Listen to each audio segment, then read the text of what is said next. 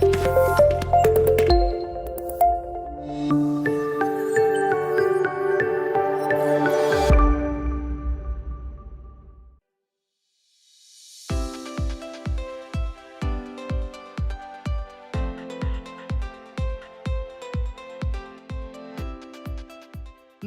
a un nou tutorial de l'ICGC.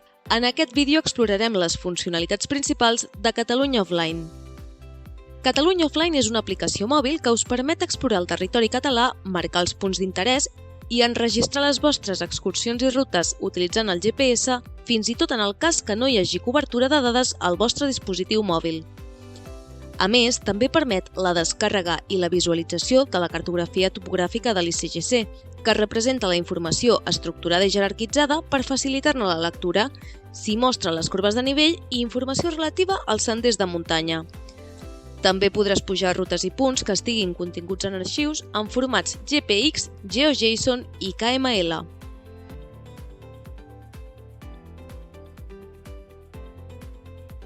El primer que veurem és com instal·lar l'aplicació al nostre mòbil. Per fer-ho hem d'anar a Google Play Store si tenim Android o a l'App Store si tenim iPhone. Un cop dins, anem al cercador, cerquem Catalunya Offline i la descarreguem.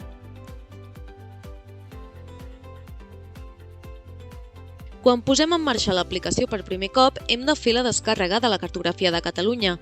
En aquest moment, Catalunya Offline ens demana autorització per descarregar el mapa de Catalunya en vector, juntament amb els estils, els símbols i els tipus de lletra. El mapa queda emmagatzemat en el telèfon i ja se'n pot disposar per sempre. Per cert, és necessari comptar amb 900 MB per desar les dades.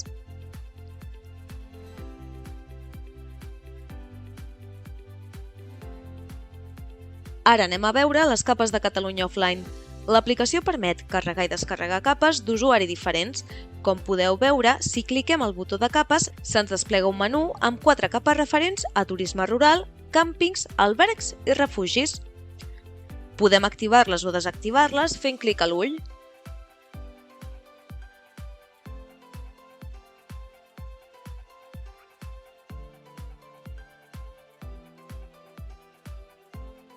Si volem esborrar alguna, fem clic als 3 punts i esborrar.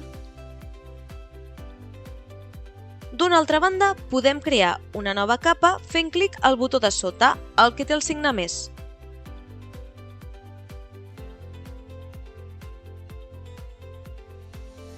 Si fem clic a la quarta icona de l'esquerra, se'ns obriran els mapes de base. Així podrem triar l'estil de fons del nostre mapa. El mapa estàndard és el que menys informació té.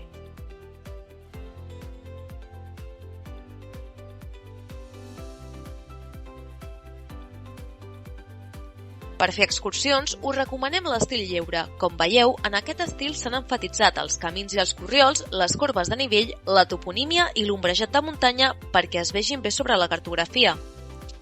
Si voleu treballar offline, sempre teniu la possibilitat de carregar l'estil lleure, que ja es descarrega en instal·lar l'aplicació de Catalunya Offline.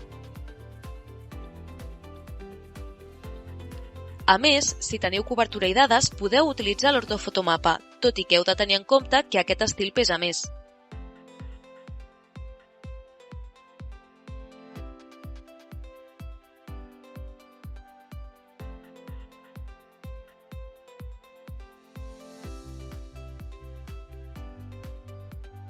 Amb l'últim botó podrem accedir als àmbits. Els àmbits són projectes de l'usuari per fer treball de camp de recollida d'informació. Poden contenir punts, amb o sense foto i traces.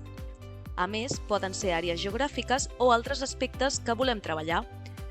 Per exemple, podríem crear un àmbit que fos arbres monumentals i anar recollint de mica en mica els arbres monumentals de Catalunya.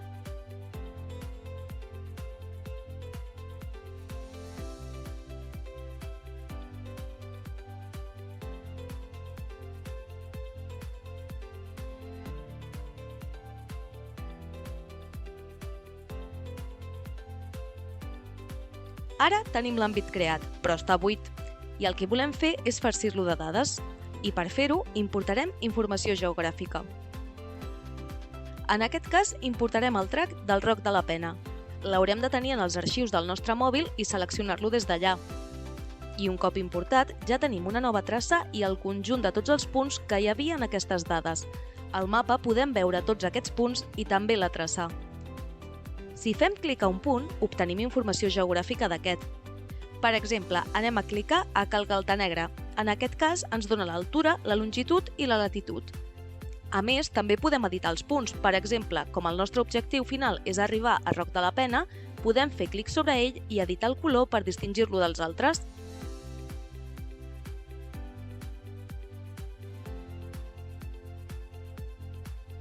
I així ja ho tindríem tot a punt per començar el nostre recorregut.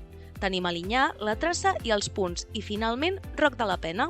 Els àmbits es poden exportar i compartir. Per fer-ho, simplement heu de fer clic a la icona de compartir.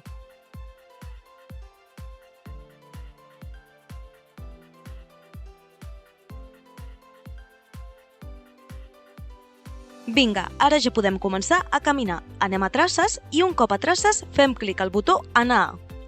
Com podeu veure, encara estem uns metres fora de la traça, tal com ens indica l'aplicació. Però si comencem a caminar, ens detecta que entrem al límit de traça. Fixeu-vos que ara ha desaparegut l'avís de fora de traça i ja podem començar a caminar per aquesta traça. Com a últim apunt, Catalunya Offline té un botó d'ajustaments que ens permet modificar la tolerància de traça, el color del GPS, la grandària dels punts i l'idioma.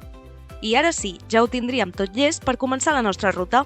Esperem que aquest tutorial us hagi estat d'ajuda i ara pugueu planificar les vostres excursions amb Catalunya Offline.